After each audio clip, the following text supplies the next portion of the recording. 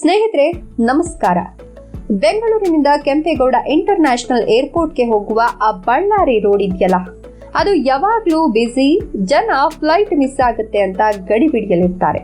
ಕಾರುಗಳು ಗಂಟೆಗೆ 80ರಿಂದ 100 ಕಿಲೋಮೀಟರ್ ವೇಗದಲ್ಲಿ ಹಾರ್ನ್ ಮಾಡ್ಕೊಂಡು ಹೋಗ್ತಿರ್ತವೆ. ಆದ್ರೆ ಆ ಹೈವೇ ಪಕ್ಕದಲ್ಲೇ ನಮ್ಮ ಕಣ್ಣೆದರೆ ಒಂದು ಗುಪ್ತ ಪ್ರಪಂಚ ಇದೆ ಅನ್ನೋದು ಎಷ್ಟು ಜನಕ್ಕೆ ಗೊತ್ತು? ನೀವು ಸುಮ್ಮನೆ ಕಾರಿನ ಕಿಟಕಿ ಇಳಿಸಿ ನೋಡಿದ್ರೆ ಅಲ್ಲಿ ನಿಮಗೆ ಕಾಣುವುದು ಬರೀ ಧೂಳಲ್ಲ, ಅಳಿದುಳಿದ ಸಾಮ್ರಾಜ್ಯದ ಕುರುಹುಗಳು. ಹೌದು, ನಾವಿವತ್ತು ಚಿಕ್ಕಜಾಲದ ಅಸಲಿ ಮುಖವನ್ನ ಪರಿಚಯ ಮಾಡಿಸ್ತೀವಿ. ಇದು ಕೇವಲ ಒಂದು ಸಿಗ್ನಲ್ ಅಥವಾ ಬಸ್ ಸ್ಟಾಪ್ ಅಲ್ಲ, ಇದು ನಿಮ್ಮ ಕಲ್ಪನೆಗೂ ಮೀರಿದ ಇತಿಹಾಸ ಹೊಂದಿರೋ ಜಾಗ. ಬೆಂಗಳೂರಿಗಿಂತಲೂ ಹಳೆಯದಾದ ನಾಗರಿಕತೆ. ನಾವು ಸಾಮಾನ್ಯವಾಗಿ ಓಲ್ಡ್ ಬೆಂಗಳೂರು ಅಂದ್ರೆ ಮಲ್ಲೇಶ್ವರಂ, ಬಸವನಗುಡಿ ಅಥವಾ ಪೇಟೆ ಏರಿಯಾ ಅಂತೀವಿ. ಆದರೆ ಚಿಕ್ಕಜಾಲದ ಇತಿಹಾಸ ಅದರಪ್ಪನಂತಿದೆ. ಪುರಾತತ್ವ ಇಲಾಖೆಯ ಸಂಶೋಧನೆಗಳ ಪ್ರಕಾರ ಇಲ್ಲಿ ಕ್ರಿಸ್ತ ಪೂರ್ವದಲ್ಲೇ ಮನುಷ್ಯರು ವಾಸವಾಗಿದ್ರು. ಇಲ್ಲಿ ಉತ್ಖನನ ಮಾಡಿದಾಗ ಸಿಕ್ಕಿರೋ ದೊಡ್ಡ ದೊಡ್ಡ ಮಡಿಕೆ ಚೂರುಗಳು ಮತ್ತು ಕಲ್ಲಿನ ಸಮಾಧಿಗಳು ಏನನ್ನ ಸೂಚಿಸುತ್ತವೆ ಗೊತ್ತಾ? ಇಲ್ಲಿನ ಜನ ಶಿಲಾಯುಗದಿಂದಲೂ ಒಂದು ಸುಸಜ್ಜಿತ ಬದುಕು ಕಟ್ಕೊಂಡಿದ್ರು ಅಂತ. ಅಂದ್ರೆ ಕೆಂಪೇಗೌಡರು ಮಾಡರ್ನ್ ಬೆಂಗಳೂರು ಕಟ್ಟೋಕೆ ಸಾವಿರಾರು ವರ್ಷ ಮುಂಚೆನೆ ಚಿಕ್ಕಜಾಲ ಒಂದು ಸಿಟಿ ಆಗಿತ್ತು. 3000 ವರ್ಷಗಳ ಹಿಂದೆಯೇ ಇಲ್ಲಿ ಜನಜೀವನ ಇತ್ತು ಅಂದ್ರೆ ಇದು ನಿಜಕ್ಕೂ ಮೈ ರೋಮಾಂಚನಗೊಳಿಸುವ ಸತ್ಯ ಅಲ್ವಾ? ಆಕಾರದಲ್ಲೇ ವಿಚಿತ್ರವಾಗಿರೋ ವೃತ್ತಾಕಾರದ ಕೋಟೆ. ಸ್ನೇಹಿತರೆ, ನೀವು ಕರ್ನಾಟಕದಲ್ಲಿ ಎಷ್ಟೋ ಕೋಟೆಗಳನ್ನ ನೋಡಿರ್ತೀರಾ. ಸಾಮಾನ್ಯವಾಗಿ ರಾಜರು ಕೋಟೆ ಕಟ್ಟುವುದು ಚೌಕಾಕಾರದಲ್ಲಿ ಅಥವಾ ಆಯತಾಕಾರದಲ್ಲಿ. ಆದ್ರೆ ಚಿಕ್ಕಜಾಲದ ಪಾಳೆಗಾರರು ಯೋಚನೆ ಮಾಡಿದ್ದೇ ಬೇರೆ. ಅವರು ಇಲ್ಲಿ ಕಟ್ಟಿದ್ದು ವೃತ್ತಾಕಾರದ ಕೋಟೆ. ಇದು ವಾಸ್ತುಶಿಲ್ಪದ ಒಂದು ಅದ್ಭುತ ಪ್ರಯೋಗ. ರಕ್ಷಣೆಯ ದೃಷ್ಟಿಯಿಂದ ಈ ಆಕಾರವನ್ನ ಆರಿಸಿಕೊಂಡ್ರು. ಆದ್ರೆ ದುರಂತ ಅಂದ್ರೆ ನಮ್ಮ ಅಭಿವೃದ್ಧಿಯ ಹಸಿವಿಗೆ ಈ ಕೋಟೆ ಬಲಿಯಾಯಿತು. ನ್ಯಾಷನಲ್ ಹೈವೇ ಅಗಲ ಮಾಡೋ ಬರದಲ್ಲಿ ಜೆಸಿಬಿಗಳು ಈ ಐತಿಹಾಸಿಕ ಗೋಡೆಗಳನ್ನ ನಿರ್ದಾಕ್ಷಿಣ್ಯವಾಗಿ ಒಡೆದು ಹಾಕಿದ್ವು.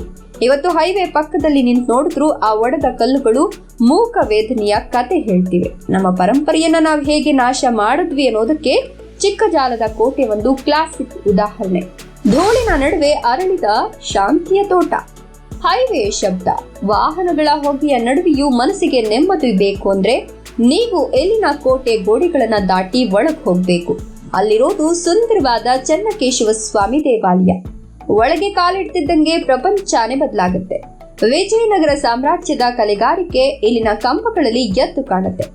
ಆ ಕಲ್ಲಿನ ಕಂಬಗಳ ಮೇಲೆ ಕೆತ್ತಿರೋ ಚಿತ್ರಗಳು, ದ್ವಾರ ಬಾಗಿಲು ನಮ್ಮ ಶಿಲ್ಪಿಗಳ ತಾಕತ್ತು ಏನು ಅಂತ ತೋರಿಸುತ್ತೆ. ದೇವಸ್ಥಾನದ ಎದುರುಗಡೆ ಇರೋ ಪುರಾತನ ಕಲ್ಯಾಣಿ ನೋಡ್ತಿದ್ರೆ ಹಳೆಯ ಕಾಲದ ವೈಭವ ಕಣ್ಮುಂದೆ ಬರುತ್ತೆ. ಕೆಲವು ವರ್ಷಗಳ ಹಿಂದೆ ಈ ಕಲ್ಯಾಣಿ ಕಸದ ತೊಟ್ಟಿಯಾಗಿತ್ತು. ಆದ್ರೆ ಊರಿನ ಜನರ ಶ್ರಮ ಮತ್ತು ಕೆಲವು ವಾಲಂಟಿಯರ್ ಸಹಾಯದಿಂದ ಈ ಕಲ್ಯಾಣಿ ಇವತ್ತು ಮತ್ತೆ ಜೀವ ಪಡೆದಿದೆ. ಮಳೆಗಾಲದಲ್ಲಿ ನೀರು ತುಂಬಿದಾಗ ಇದರ ಅಂದ ನೋಡೋಕೆ 2 ಕಣ್ಣು ಸಾಲದು. ಸಂಜೆ ಹೊತ್ತು ನೀವು ಇಲ್ಲಿಗೆ ಬಂದ್ರೆ ನೀವು ಟೈಮ್ ಟ್ರಾವೆಲ್ ಮಾಡಿ 300 ವರ್ಷ ಹಿಂದಕ್ಕೆ ಹೋದ ಹಾಗೆ ಫೀಲ್ ಆಗುತ್ತೆ. ಮೆಟ್ರೋ ಮತ್ತು modern touch, blue line magic. Chikkajala ಬರೀ ಹಳೆ ಕಲ್ಲುಗಳ ಊರಲ್ಲ, ಈಗ ಇದು ಫ್ಯೂಚರ್ ಸಿಟಿ ಕೂಡ ಹೌದು. ನಮ್ಮ ಮೆಟ್ರೋದ ಬ್ಲೂ ಲೈನ್ ಅಂದ್ರೆ ಏರ್ಪೋರ್ಟ್ ಮೆಟ್ರೋ ಲೈನ್ ಚಿಕ್ಕಜಾಲದ ಮೂಲಕವೇ ಹಾದು ಹೋಗಲಿದೆ. ಇಲ್ಲೊಂದು ದೊಡ್ಡ ಮೆಟ್ರೋ ಸ್ಟೇಷನ್ ಬರ್ತಿದೆ. ಯಾವಾಗ ಮೆಟ್ರೋ ಕೆಲಸ ಶುರುವಾಯಿತೋ ಚಿಕ್ಕಜಾಲದ ಹಣೆ ಬರಹವೇ ಬದಲಾಯಿತು. ಒಂದ್ ಕಡೆ 3000 ವರ್ಷದ ಸಮಾಧಿಗಳು, ಇನ್ನೊಂದ್ ಕಡೆ 21ನೇ ಶತಮಾನದ ಮೆಟ್ರೋ ಪಿಲ್ಲರ್ಗಳು. ಈ ಹಳೆ ಮತ್ತು ಹೊಸದರ ಸಂಗಮ ನೋಡೋಕೆ ಇಂಟ್ರೆಸ್ಟಿಂಗ್ ಆಗಿದೆ. ಮೆಟ್ರೋ ಬಂದ ಮೇಲೆ ಇಲ್ಲಿಂದ ವೈಟ್ ಫೀಲ್ಡ್ ಅಥವಾ ಎಲೆಕ್ಟ್ರಾನಿಕ್ ಸಿಟಿಗೆ ಹೋಗೋದು ತುಂಬಾನೇ ಈಸಿ ಆಗತ್ತೆ. ಹಳೆಯ ಬೇರು, ಹೊಸ ಚಿಗುರು, ರಿಯಲ್ ಎಸ್ಟೇಟ್ ಹವಾ. ಚಿಕ್ಕಜಾಲದ ಕತೆ ಬರೀ ಇತಿಹಾಸಕ್ಕೆ ಸೀಮಿತ ಆಗಿಲ್ಲ. ಇವತ್ತು ಇದು ಬೆಂಗಳೂರಿನ ಗೋಲ್ಡನ್ ಕಾರಿಡಾರ್. ಏರ್ಪೋರ್ಟ್ಗೆ ಜಸ್ಟ್ 10 ನಿಮಿಷದ ದಾರಿ ಇರೋದ್ರಿಂದ ಇಲ್ಲಿನ ಒಂದೊಂದು ಇಂಚು ಜಾಗಕ್ಕೂ ಚಿನ್ನದ ಬೆಲೆ ಬಂದಿದೆ. ಒಂದ್ ಕಡೆ IT ಪಾರ್ಕ್ಗಳು ಪ್ಲಾನ್ ಆಗ್ತಿವೆ, ಇನ್ನೊಂದ್ ಕಡೆ ದೊಡ್ಡ ದೊಡ್ಡ ಲಕ್ಸುರಿ ವಿಲ್ಲಾಗಳು ತಲೆ ಎತ್ತಿವೆ. ಪಂಚತಾರಾ ಹೋಟೆಲ್ಗಳು, ಶಾಪಿಂಗ್ ಮಾಲ್ಗಳು ಎಲ್ಲಿಗೆ ಲಗ್ಗೆ ಇಡ್ತಿವೆ.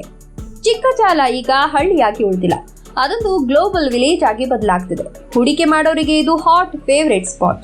ಇಲ್ಲಿ ನಿಮ್ಮದೊಂದು ಸೈಟ್ ಇದ್ರೆ ನೀವು ನಿಜಕ್ಕೂ ಅದೃಷ್ಟವಂತರೇ ಬಿಡಿ. ಜೀವನ ಅಂದ್ರೆ ಬರೀ ಓಡಾಟ ಅಲ್ಲ. ಎಲ್ಲಾದ್ರೂ ಹೋಗುವಾಗ ದಾರಿಯಲ್ಲಿ ಇಂಥ ಅದ್ಭುತಗಳು ಸಿಕ್ಕರೆ 1 ನಿಮಿಷ ನಿಂತು ನೋಡ್ಬೇಕು. ಚಿಕ್ಕಜಾಲ ನಮ್ಗೆ ಹಳೆಯ ನೆನಪು ಮತ್ತು ಹೊಸ ಕನಸು ಎರಡನ್ನೂ ಏಕಕಾಲಕ್ಕೆ ತೋರಿಸುತ್ತೆ.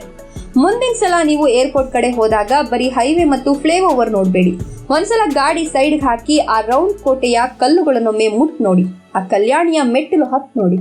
ಯಾಕಂದ್ರೆ ಅಭಿವೃದ್ಧಿಯ ಹೆಸರಲ್ಲಿ ನಾಳೆ ಇದು ಇರುತ್ತೋ ಇಲ್ವೋ ಗೊತ್ತಿಲ್ಲ. ನಮ್ಮ ಇತಿಹಾಸವನ್ನ ಉಳಿಸೋ ಜವಾಬ್ದಾರಿ ಮತ್ತು ಅದನ್ನ ಪ್ರೀತಿಸೋ ಗುಣ ನಮ್ದೇ ಅಲ್ವಾ? ನಿಮ್ಮ ಏರಿಯಾ ಬಗ್ಗೆ ಕೂಡ ತಿಳ್ಕೊಳ್ಬೇಕಾ? ನಿಮ್ಮ ಏರಿಯಾ ಯಾವುದು ಅಂತ ಕಮೆಂಟ್ ಮಾಡಿ. ವಿಡಿಯೋ ಇಷ್ಟ ಆಯ್ತಾ? ಚಿಕ್ಕ ಜಾಲದ ಬಗ್ಗೆ ನಿಮ್ಮ ಅನಿಸಿಕೆಯನ್ನ ಕಮೆಂಟ್ ಮಾಡಿ ತಿಳಿಸಿ. ಲೈಕ್ ಮಾಡಿ, ಶೇರ್ ಮಾಡಿ ಹಾಗೂ ಫಾಲೋ ಮಾಡಿ.